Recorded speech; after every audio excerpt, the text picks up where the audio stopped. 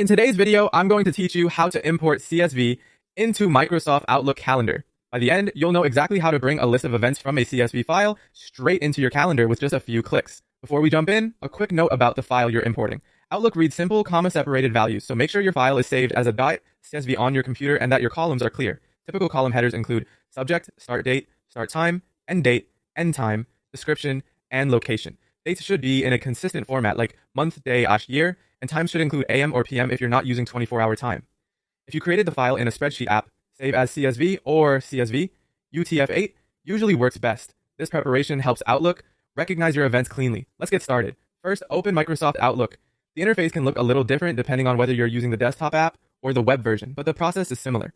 Go to your calendar view so you can see your calendars on the left panel. Look for the option that says Add Calendar. It's often near the calendar list or in a toolbar at the top. Choose Upload from File. This tells Outlook you want to bring in events from a CSV rather than subscribe to an online calendar or add a template.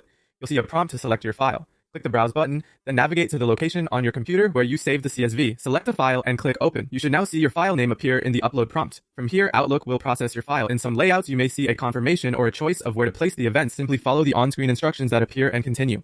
After a moment, your new events will populate directly into your calendar. If you don't immediately see them, try switching to a monthly view or scrolling to the dates covered by your CSV. A few tips if something looks off after import. If events land at unexpected times, double check that your CSV times include AM and PM or are in 24-hour format and that your Outlook time zone matches your expectations. If certain rows don't appear, confirm there are no blank mandatory fields in that row and that the date format is consistent. CSV imports bring in one-time items. Recurring patterns usually need to be handled within Outlook after the import. That's it. You opened Outlook, used Add Calendar, selected Upload from File, clicked Browse, chose your CSV, and opened it to import. Thanks for watching and happy scheduling.